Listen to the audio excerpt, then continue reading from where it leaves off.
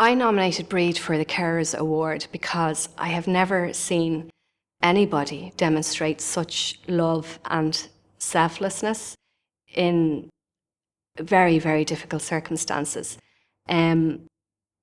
She has put Gearoid first, always, and has done so in such a positive way, even when she was very sick herself and had cancer, even when her father passed away, even when she had to deal with all of these things on top of caring for Gearoid and becoming accustomed to their new relationship together.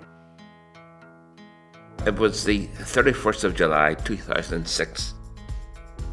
Just a normal working day, and I was working in our office just up the corridor here. And I remember talking on the phone, and I could feel my voice was very peculiar. The words were thick and slow moving.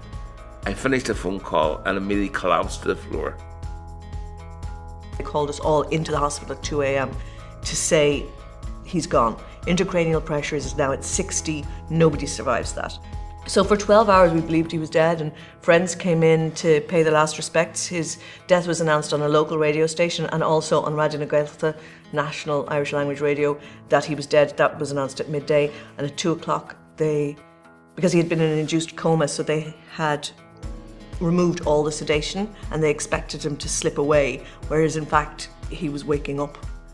So they resedated him and they did some more surgery, and obviously he survived. I would come into the unit and every day in Gearoid I'd say, "How was physio?" and he'd go, "Great, fantastic." And eventually the nurses were saying to me, "It's not going very well." And I said, "Why?" And they said, "He comes down, he's singing Elvis songs, he's telling jokes, and really, he's not focusing on what he needs to focus on." Well, for a while I had a tracheotomy, so I couldn't speak and I had to write notes. They gave me a clipboard, and one evening Brid came up and I wrote in the clipboard, "I have decided to get married again." I thought it was hilarious. Brid read it and said, "Have you now? And who's the lucky lady this time? You." Gearoid, despite his disability, was determined that he would stand for Brid walking up the aisle. They got married in Belfast Castle, and he did.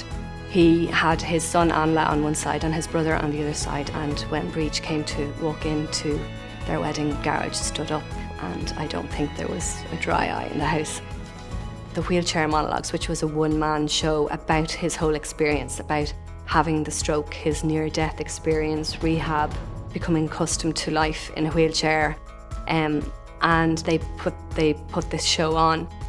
Brid directed it, so again from behind the scenes, Brid was orchestrating it. Every theatre company always tries to figure out what they're going to be doing next. And when we were doing it, Brid said to me, "We'll do your story." I would write a play based on my own experience, which I thought was nonsense. But no, Brid said, "You can do that and you can act it," and she would direct it. Because I thought Gearoid had a wonderful story to tell, and I think he's a brilliant storyteller. So I thought, well, why don't we put this on the stage? And he was really doubtful, and I said to him, "Well, Gearoid, very few people get to stand or even sit on a stage and say, 'And then the doctors told my family I was dead.'" That ability that Gearoid has, and the jokes and the singing Elvis songs, in the long term, that's what's going to get him through all of this. And I had an Elvis song that I sang to Brid every day. "You know where I can be found, sitting all morning alone. If you can't come around, at least please telephone. But I don't know why you ever be said cruel." it. I came every single day to the hospital. I was never not going to come around. You had to go every day, yeah. Yes.